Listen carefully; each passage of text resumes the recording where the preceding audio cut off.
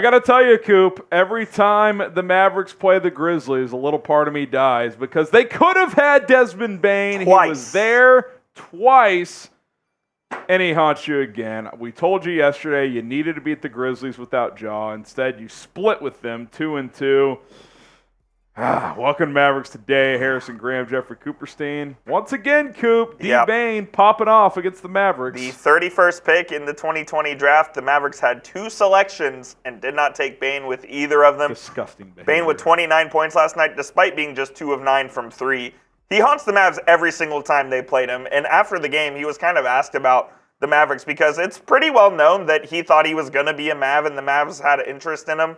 And here's what he said. They were supposed to take me. The PA guy came up and apologized. That's exactly what I want them to be thinking about. So my guy Sean Heath went up to Desmond Bane and apologized for the Mavericks not taking him. It's a joke. I mean, look, I'm biased. I went to TCU. I get it. If you don't want I said at the time they should draft. Oh, okay, whatever. Dude, he was 30 minutes down the road. Like, you had a close You got to go watch him. You had a close look at this guy if you wanted it for 4 years. He was the best shooter in that class, and no, let's let Poker Bob convince you to draft Josh Green. He's a defensive stopper. He'll develop a 3. I like Josh Green. I'm not trying to say Josh Green sucks. He doesn't. But if you drafted Desmond Bane, you really wonder where you would be right now. Like, yeah. You probably would have, look, and I like Kyrie. I'm glad he's here, but you probably wouldn't have even had to make that move. You'd still have Dorian Finney-Smith. Like, the trajectory of the franchise could have significantly changed with drafting Desmond Bane, and who knows what could have happened. It's Josh Green that just makes me even more salty about this thing. Here are their career stats to just rub salt in the wound. And we'll take a look at Desmond Bane's stats for this season. I was about to say, he's a 25-point scorer now. Yeah. So, this doesn't even indicate how brutal it is, if we're being completely honest. Yeah, it's just been bad all around. Desmond Bane's also good on the defensive end, and it's not something the Mavs are going to recover from anytime soon. Teams freaked out because Bane had inverse arms compared to height. So he's 6'6", but his arm length was 6'5". So, he's not going to be able to play defense in the NBA. His arms aren't long enough, which I get it. Measurables matter, but it's like, dude, this guy was a 45% three-point shooter his last 2 years in college. That is hell, this is a career worst year for him from 3, and it's still 38%. I bet by the end of the year he's over 40. The reason it's down is because he's had to carry the load without John Morant for most of the season. And oh, by the way, he's done that pretty well. 25-point scorer, career high in assists. It's just disgusting when you think about it. I don't know if he's a number 2 on a title team, but he's damn sure a number 3. And he was in your lap, and you chose Josh Green. I mean, it's absolutely brutal when you think about it. Yeah, it's just bad, and that draft was an absolute disaster. At the end of the day, that's more or less, I think, what got Donnie Nelson fired in that regime. Obviously, there were a lot of things off the court and whatnot, but this was a disaster. I mean, look at this. Josh Green, he's playing for the Mavs, yeah. Tyrell Terry retired from basketball. He is not playing basketball anymore. Tyler Bay, do you want to guess what country Tyler Bay is playing in? Yeah, let me guess here. Uzbekistan. It's near and dear to our hearts. Oh, Slovenia. The Philippines. Oh, even better. He is playing in the Philippines right now. And there are some decent players, by the way, that were drafted after Tyler Bay. Nick Richards, who we've talked about on Mavericks Today a couple times, was taken in that draft. Could you imagine a Desmond Bane, Nick Richards? This has been an absolute disaster, is basically what I'm trying to say. And when you take a look at the guys who were taken after Josh Green, it just makes you bow your head in absolute shame. I mean, you had 3 top 36 picks, and you got 1 decent player. That's bad, man. Saddiq Bey, who hasn't been unreal, but he's better than Josh Green. Tyrese Maxey is in the Desmond Bane category, where these are 2 young stars in this league. And Emmanuel Quickley's a damn good player. He just got traded to Toronto. Yeah, he's about to get paid. I mean, he's a great 6th man, He's a good player. Jaden McDaniels just got a big extension from Minnesota.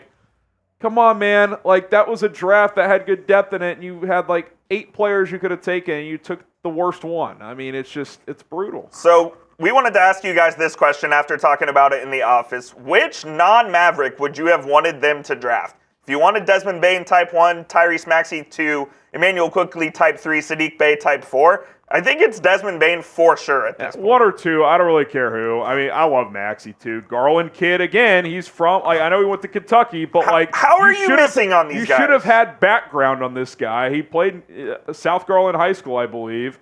It's just come on, man. I think this is what gets teams in trouble too, and you see this in the NFL all the time. Like, oh, this guy, I mean, his wingspan, his get off on the snap, like all this stuff, and it's like, how about you just watch? Yeah. Like Bane. Well, you know what was going against Bane? He was a 4-year college player. He's too old. We can't draft him. His arms aren't long enough. I hate that the narrative. guy is going to be a 15-year pro, and he's going to average by the end of his career for 15 years, probably 20 points. That narrative in the NBA that you can't draft guys in the first round because they're 22 and up is just absurd to me. When you find guys like Desmond Bane, you find guys like Jalen Brunson who are instant winners.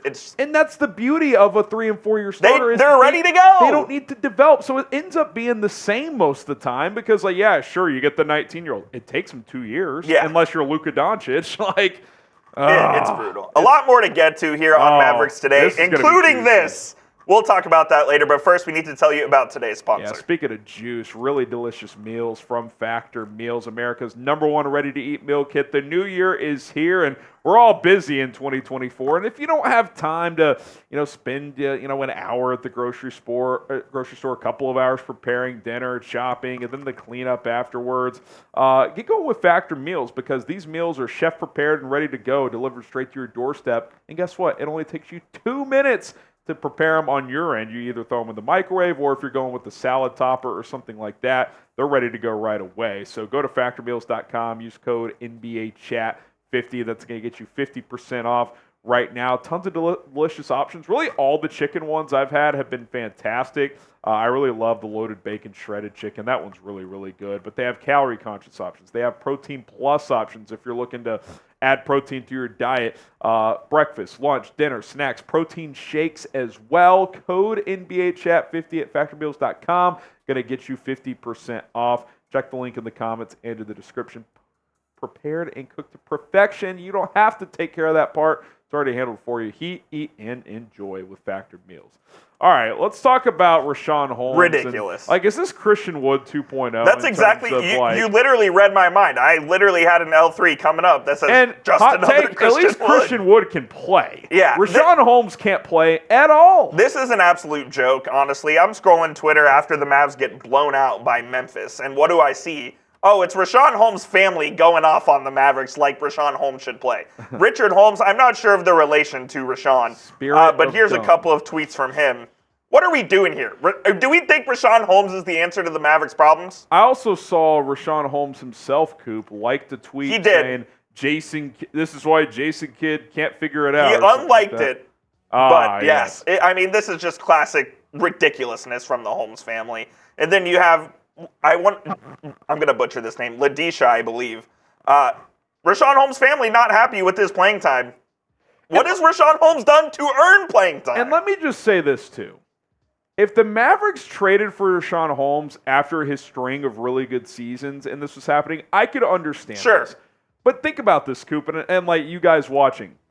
The Sacramento Kings, who have sucked for 20 years, benched him and became a playoff team. What are we doing? Let me say it again. The Sacramento Kings, who are so bad that Luka Doncic refused to get drafted by, became a great team once they got him out of their rotation. And this is what Richaun Holmes is doing this year. He's not good anymore. He's not lighting the world on fire. No. He had a couple games where he had 8 rebounds and whatnot, but what are we doing here? Like I said, I think this is another Christian Wood situation where he's just being loud on Twitter. Get this guy out of here and send him to the freaking moon. And again, as much of a pain in the ass Christian Wood is, and believe me, he has a game. Pain in the ass. He at least, when he would play, would go out there and score 15, 20. Yeah. Richaun Holmes is not giving you that production. What are we doing here?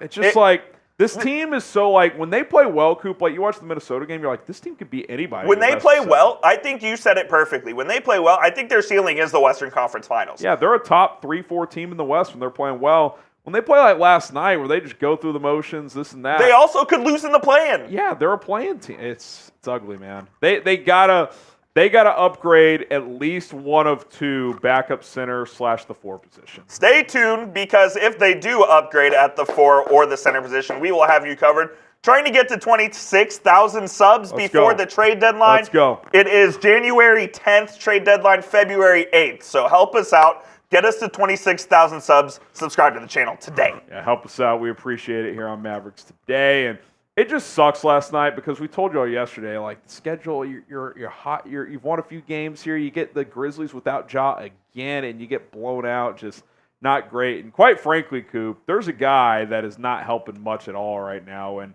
that is Grant Williams. Oh boy! And I don't know. You guys see the thumbnail of this video?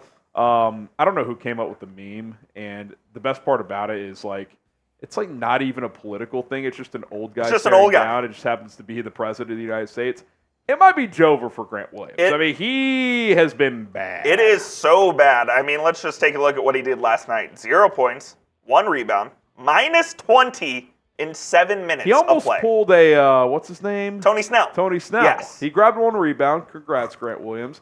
I just don't know what's happened here, Coop. Legit, the first 3 to 4 weeks, he was awesome. Then he was very good. He has that injury, and now he's like unplayable almost. I think there's a combination of things. I think, one, he wasn't ready for the role that the Mavericks bestowed upon him, which is alarming from both sides because maybe the Mavericks thought they were getting a better player, exactly, and maybe Grant Williams also thought he could do this, but it seems like he can't, and at this point, I feel like Jason Kidd has lost trust in Grant Williams. At first, he's in the starting lineup. Then he gets relegated to the bench. Now he's hardly even in the rotation, playing just 7 minutes against a bad Memphis Grizzlies team. And what have we been saying? You need help at 4. Well, he was like, even when we were saying that a month ago, he was the only guy who had it 4. Literally. So now you're like asking, and look, Derrick Jones has been awesome, but like I feel like you already are getting the cherry on top out of Derrick Jones. So now you're like asking for even more out of this guy, and it's just like it's unreasonable expectations. And then it's been this was brutal. Oh, I love this tweet actually. Shout out to my guys, Mavs Film Room. They do great work on Twitter. Go give them a follow. It's DeLon Wright and Josh Richardson all over again. I mean, it's what it seems like. The fit just isn't working. The Mavs gave up assets to go get these guys. It just seems like it's brutal. I can't see Grant Williams on this team next season. I don't. Maybe even if they make a trade before the deadline at this point. I mean, I'm still holding out like a 1% chance of hope because like we've seen it this year. Yeah. He was playing good at one point, but I don't know. I joked to you in the office. I was like, do they need to like cook up a fake injury and just let him sit out for a month and just like recoup mentally? Because I feel like a lot of this has to be mental. Yeah, I think a lot of it's in between the ears as well. I mean, even when he knows what the narrative is at this point. When he's wide open from 3, he's also just like passing up on shots and he's being very hesitant. Yeah, I don't know what's going on with Grant Williams and the Mavericks, but both sides need to come together and figure it out because the Mavs need a good Grant Williams in order to do what they think they can do in the playoffs this year. At least how the roster currently is. Like, if they don't make a big move and they need him to play and he plays like this, they're not going to go very far. Oh, yeah. Grant Williams' season so far, I mean, it's an F. It's been bad, man. It's a shame because I thought he was playing really well the first few weeks of the season, but since he suffered whatever that injury was, he has not been the same. Maybe C, D, or F in the comments. We'll be back soon here on Mavericks Today.